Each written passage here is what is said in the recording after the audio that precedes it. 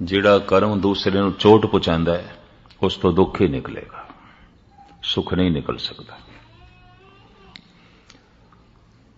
ਕਿਸੇ ਦੇ ਮਨ ਨੂੰ ਤੂੰ ਚੋਟ ਪਹੁੰਚਾਈਏ ਤਾਂ ਤੈਨੂੰ ਮਾਨਸਿਕ ਪੀੜਾ ਮਿਲੇਗੀ, ਕਿਸੇ ਦੇ ਸਰੀਰ ਨੂੰ ਤੂੰ ਚੋਟ ਪਹੁੰਚਾਈਏ ਤਾਂ ਸਰੀਰ ਤੇਰਾ ਬਚ ਨਹੀਂ ਸਕਦਾ। ਕਿਉਂਕਿ ਪ੍ਰਮਾਤਮਾ ਦੇ ਦਰਬਾਰ ਦੇ ਚ ਰੰਗ, ਰੂਪ, ਨਜ਼ਲ, ਭਾਸ਼ਾ, ਮਜ਼ਹਬ ਦੀ ਵਿਚਾਰ ਨਹੀਂ ਆਉਂਦੀ। ਤੇਰਾ ਰੰਗ ਕੈਸਾ ਹੈ, ਤੇਰਾ ਰੂਪ ਕੈਸਾ ਹੈ, ਤੇਰਾ ਮਜ਼ਹਬ ਕੀ ਹੈ, ਤੇਰਾ ਮੁਲਕ ਕੈਸਾ ਹੈ, ਤੇਰੀ ਭਾਸ਼ਾ ਕੀ ਹੈ, ਤੇਰਾ ਵਰਨ ਕੀ ਹੈ, ਤੇਰੀ ਜ਼ਾਤ ਪਾਤ ਕੀ ਹੈ, परमात्मा इसकी विचार नहीं करता। फिर किसदी करता है? करमे करमे होए विचार, सच्चा आप सच्चा दरबार। उस सच्चे दे दरबार दे केवल कर्मां दी विचार, और कुछ भी नहीं। तेरा मजहब की है, तेरा मुल्क की है, तेरा रंग रूप कैसा है, तेरी भाषा की है, जात पात की है, गोत की है, घराना की है, कुछ भी नहीं। कर्म की है। कर्मे कर्मे होए विचार। दुख है तो समझ लेना कोई ऐसे बीज बोए गए ने। अक्सर मनुख कह देंदा है पता नहीं ये दुख क्यों है। दरअसल बीज अज बोया है तो फल अज ते है नहीं। बीज फल तक अपड़े विचकार काफी समय दा गैप है, अंतराल है।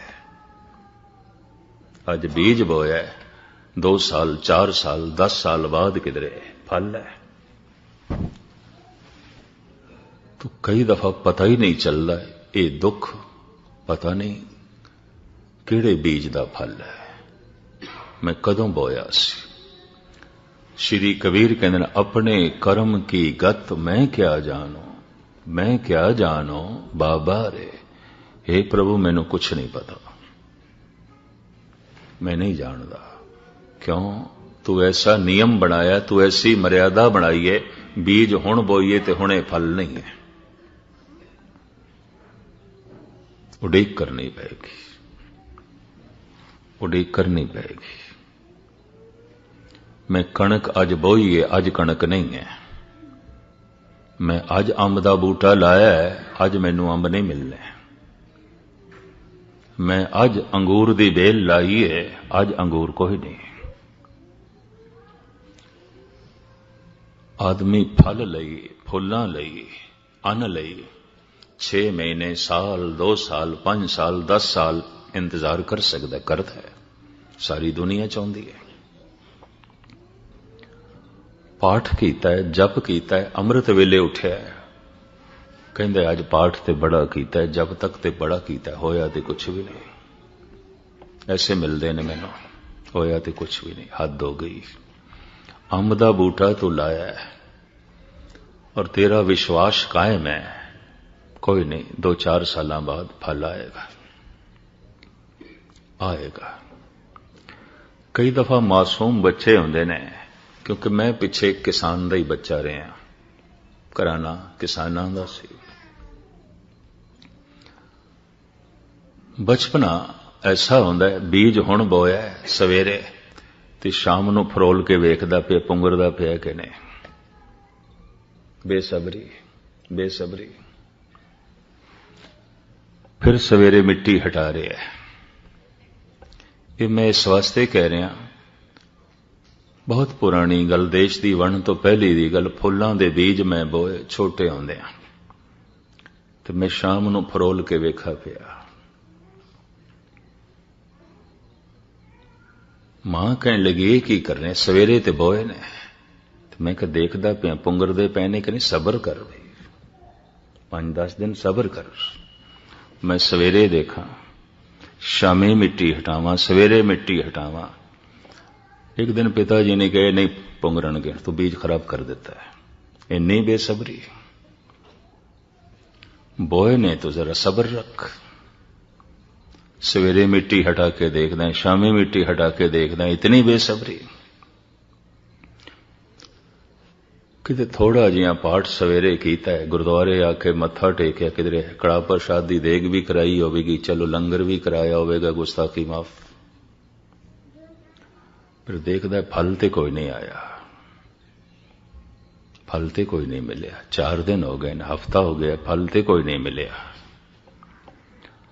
मैं अर्ज करा, हो सकता है जमीन ते बोया होया बीज व्यर्थ भी चला जाए, कई बीज नहीं पुंगरदे, पर शुभ कर्मां दा बोया होया बीज जो अंतशकरण दी धरती दे च बोया है, एक तिल नहीं भन्ने घाले। महाराज दी बाणी कहंदी एक तिल जिन्नी घालना भी व्यर्थ नहीं जाएगी, फलीभूत होगी, लाजमी होगी। पतत पावन हर बिरद सदाए, एक तिल नहीं भन्ने घाले। तिल जितनी भी व्यर्थ नहीं जा, पर सबर ते रख।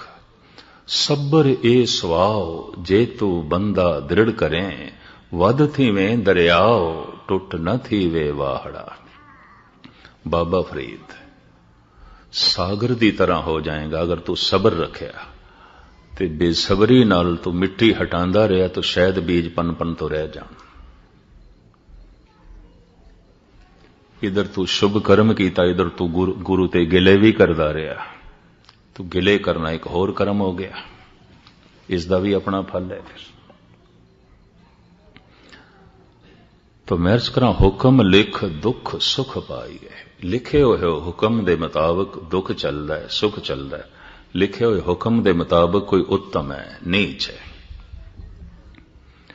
बो दिता है बीज तो फल ते झोली दे च आवेगा। हाफिज होए ने ईरान दे च एक सूफी संत, मैं इन्हां दा मकबरा देखिया सी शिराज दे च। ईरानी कारीगरां ने ते ईरानी श्रद्धालुआं ने कच्छ नूं ढाल के मकबरा बनाया है। ये नहीं कच्छ लिया के उत्थे फिट कीता, नहीं, कच्छ नूं पिघला के दीवारां, गुंबद सारा ही कच्छ।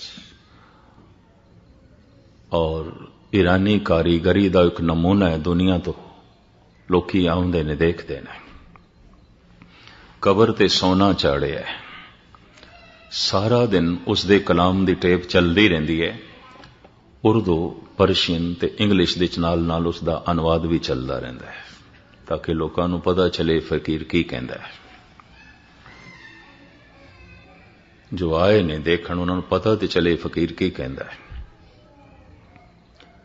हाफिज दा एक मित्र सी, बड़ी दुखी हालत दे चो हाफिज दे कोल गया। अपने दुखां दा रोना उसने रोया। तो हाफिज दा एक कलाम मैं थोड़े सामने रखा, वो कहंदा है, यार रा खुद करदा ला इलाज नेस्त। ध्यान नाल सुनना, यार रा खुद करदा रा इलाज नेस्त। करदनी ख्वैश ओ आमदनी पेश। ऐ मेरे मित्र, जो तू कर चुके हैं इहदा इलाज मेरे कोल नहीं है। जो तू बो चुके हैं इहदा इलाज मेरे कोल नहीं है। जो तू बो चुके हैं ये फल झोली दे च पाण नूं राजी हो जा। मैं कुछ भी नहीं कर सकता। क्यों? ये विधान खुदा दा है, मेरा नहीं। ये नियम उसदा है, मैं उसदे नियम दे च मुदाखलत नहीं कर सकता, मेरी पहुंच ही नहीं है। संत दा कम है, फकीर दा कम है उसदे नियम दी जानकारी करा देवे, बस इतना। ओदा धर्म, धर्म तो मुराद मर्यादा दी जानकारी करा दे। संत उसदे नियम नूं बदल नहीं सकदा। संत उसदे नियम दी जानकारी करा सकदा है। इस वास्ते वो कह रहे है, यार रा खुद करदा रा इलाज नेस्त। करदनी ख्वैश ओ आमदनी पेश। जो तू कर चुके हैं भोगण लई तैयार हो जा।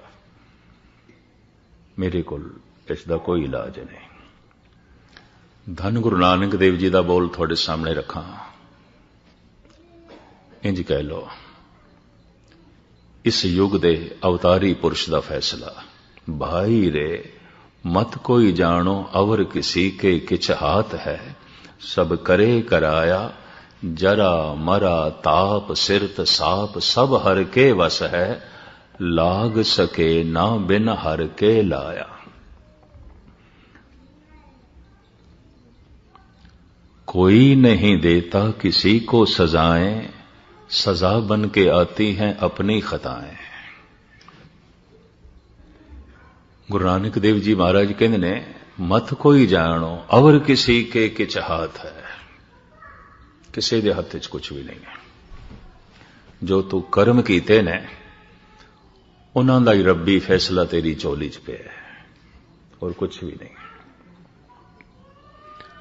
कोई किसी नूं सजा भी नहीं दे सकता। हां, दिखाई देंदा है उन्हें चोट पहुंचाई है, उन्हें चोट पहुंचाई है। कोई नहीं देता किसी को सजाएं, सजा बन के आती हैं अपनी खताएं। अक्सर ही ऐसा होता है। एक संत नूं समझ आ जाती है। मैं पढ़ रहा सी एक दिन इतिहास, महात्मा बुद्ध चल रहे सन ते पत्थर नाल ठोकर खा के गिर गए। उठदियां सार फिर पत्थर नूं नमस्कार पे कर देन।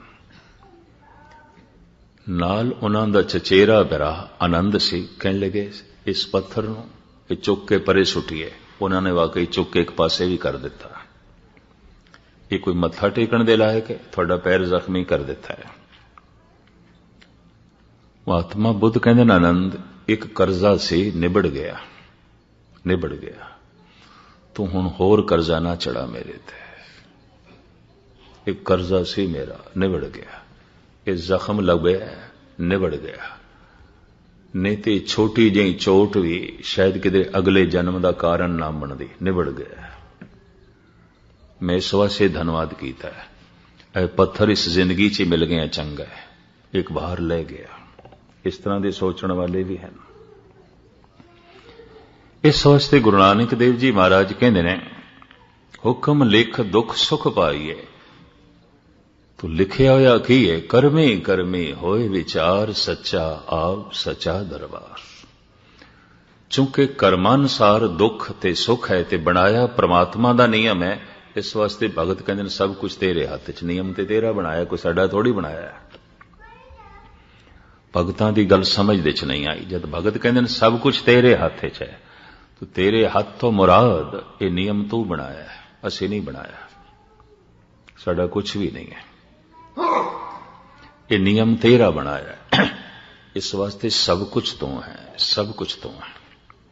नानक हुक्मे जे बुझे ता हाँ मैं कहे ना कोई। जिसनों इस हुक्म की समझ आ जाए कि संसार एक मर्यादा है और एक लीला है, एक तमाशा है, लेकिन लीला ते मर्यादा दे कर्म की जिम्मेवारी सिर्फ मनुख दी है। यह भी उसकी लीला, यह भी उसकी मर्यादा, पशु की जिम्मेवारी नहीं है। अगर पंछी दरख्तां तो फल खा जाते ने ते दरख्त किसी बागबान दे ने, चोरी का इल्जाम उन्होंने ते नहीं आयद हो सकता। प्रकृति वालों इस तरह की उन्होंने खुल है।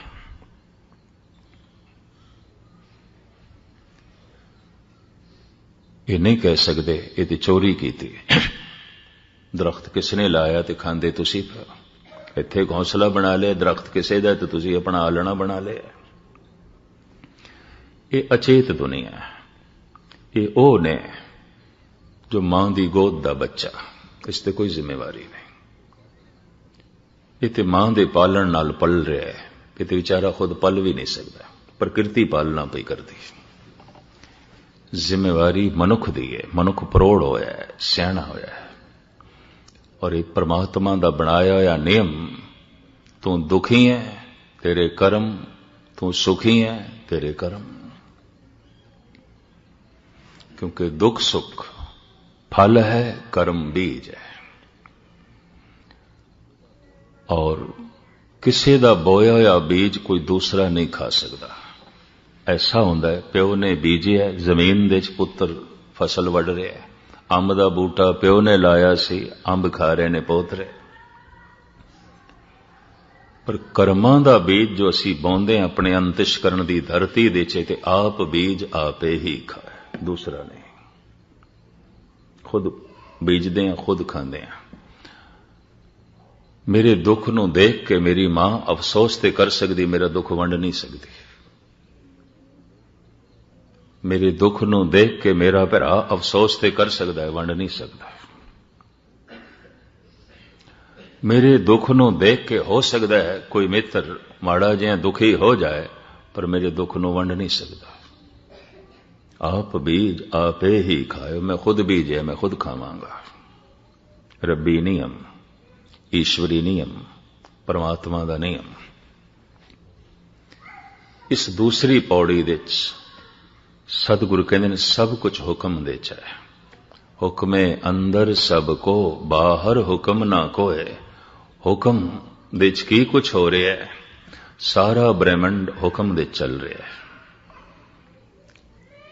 ऐ मनुख, तू भी उसके हुक्म के मुताबिक होया है। तेरे दुख सुख का फैसला कर्मा अनुसार है, यह भी उसका हुक्म, यह भी उसकी बनाई मर्यादा, इसलिए तेरा कुछ भी नहीं है। कर्मां दी सही तू चोण कर सके, उसने तेनों एक चिराग दे दिता है, दीवा दे दिता है, अकल दा, बुद्धि दा। ते फिर भी अपनी अकल नाल समझ नहीं आई तो फिर उसने अवतार भी भेज देते हैं, बड़े बड़े ग्रंथकार भी भेज देते हैं, बड़े बड़े व्याख्याकार भी भेज देते हैं, लेखक दार्शनिक फिलोसफर चिंतक भी भेज देते हैं, ऋषि मुनि भी भेज देते हैं, पैगंबर भी भेज देते हैं। और वो ऐलानिया कह रहे ने, जिस कर्म तो तू किसी नूं चोट पहुंचा रहे हैं तेनू चोट पहुंचेगी। जिस कर्म तो तू किसी नूं हानि पहुंचा रहे हैं तेनू हानि पहुंचेगी। जिस कर्म तो तू किसी की बेइज्जती कर रहे हैं तेरी बेइज्जती होगी। जिस कर्म तो तू किसी की पग ला छड़ी है तेरी लै जाएगी। नियम, ईश्वरी नियम, इस समझाण वाले भी गाहे बगाहे ओ अकाल पुरख परमात्मा भेजदा रहा है। एक अकल दा दीवा दिता, एक अवतार दिते, एक इतने ग्रंथ दिते, ग्रंथकार दिते, चारों पासे मनुख नूं समझाण ते समझण दे वसीले जो है मुहैया कराए। फिर भी जद कोई मनुख नहीं समझदा तो गुरबाणी कह देंदी है, मनुख होके भी पशुओं की तरह जी रहा है। करतूत पशु की मानस जात, लोक पचारा करे दिन रात। तीसरी पौड़ी दे मैं कल आरंभ ते कीती सी, पर अज दूसरी दे आले दुआले मेरा दिमाग घूमदा रहा। तीसरी पौड़ी मैं पढ़ के थोड़े सामने रख दियां ते कल अर्थ ते विचार रखांगे। गावे को ताण होवे किसे ताण, गावे को दात जाने निशान। जे किसे कुल समझ दा ताण है, नानक हुक्मे जे बुझे। जे कोई बुझ गया, समझ गया, जान गया, तो जानना एक शक्ति है, बुझना एक शक्ति है, एक कला है। किसी वस्तु नूं गहराई विच देखना ते जानना यह भी एक शक्ति है। महाराज कहंदे ने, होवे किसे ताण, अगर किसे कुल समझण दा ताण है तो समझण दे नाल नाल कथन करन दा भी ध्यान है, बयान भी कर सकता है, गल उसनूं समझ भी आ गई है तो गल समझा भी सकता है। मैं कल भी अर्ज कीती सी, बहुत सारे ने ऐसे दुनिया च समझ जाते हैं, रब्बी नियम नूं समझ जाते हैं, समझा नहीं सकते। और बहुत सारे ऐसे भी ने जो समझाते तो पए होंदे ने लेकिन खुद नहीं समझे उन्होंने। यह भी मैं अर्ज करा, खुद नहीं जाने।